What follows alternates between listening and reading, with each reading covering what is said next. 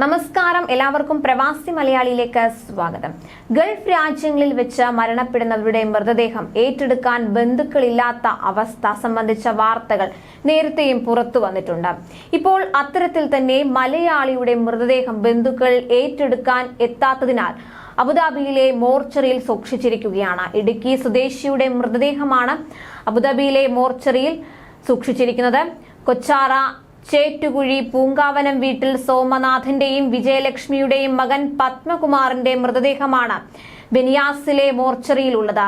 56 വയസ്സുള്ള ഇദ്ദേഹത്തെക്കുറിച്ച് അറിയുന്നവർ 0582735444 അല്ലെങ്കിൽ 0507928741 എന്നീ നമ്പറുകളിൽ സാമൂഹിക പ്രവർത്തകരായ ഷക്കീബ്, അബൂബക്കർ എന്നിവരെ ബന്ധപ്പെടുക.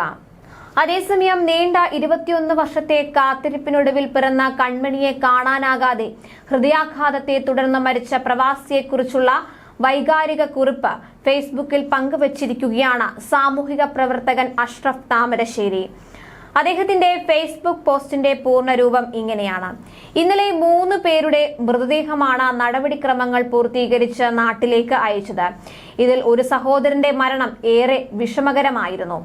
21 വർഷത്തിലേറെയായി ഇദ്ദേഹത്തിന്റെ വിവാഹം കഴിഞ്ഞിട്ട് ഇതുവരെ സന്താന ഭാഗ്യം ഉണ്ടായിരുന്നില്ല.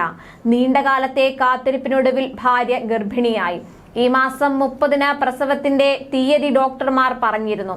ഇത് പ്രകാരം പ്രസവത്തിനോടനുബന്ധിച്ച് ആശുപത്രിയിൽ ഉണ്ടാകാൻ ഈ മാസം 20-ന് ഇദ്ദേഹം നാട്ടിൽ പോകാൻ തീരുമാനിച്ചിരുന്നു.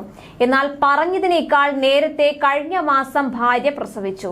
ആറ്റുനോട്ടുണ്ടായ കുഞ്ഞിനെ കാണാൻ ധൃതിയായ അദ്ദേഹം അടുത്ത ദിവസം നാട്ടിൽ പോകാനിരിക്കെ ഹൃദയാഘാതത്തെ തുടർന്ന് ഇന്നലെ മരണപ്പെടുകയായിരുന്നു. നീണ്ട വർഷത്തെ കാത്തിരിപ്പിനൊടുവിൽ ദൈവം സമ്മാനിച്ച പൊന്നോമനയെ ഒരു നോക്ക് കാണാനുള്ള കൊതിയോടെ നടന്ന മനുഷ്യന് ഭാഗ്യമുണ്ടായില്ല.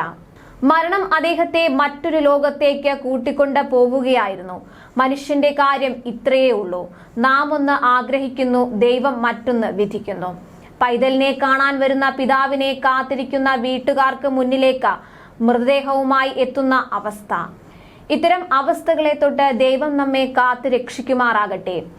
നമ്മിൽ നിന്നും വിട്ടുപിരിഞ്ഞുപോയ പ്രിയ സഹോദരന്മാർക്ക് ദൈവം നല്ലത് മാത്രം വരുത്തട്ടെ എന്ന് പ്രാർത്ഥിക്കുന്നു. ഇത്തരത്തിലായിരുന്നു അഷ്റഫ് താമരശ്ശേരിയുടെ ഫേസ്ബുക്ക് കുറിപ്പ്. കൂടുതൽ പ്രവാസി വാർത്തകൾക്കായി ഈ ചാനൽ സബ്സ്ക്രൈബ് ചെയ്യും.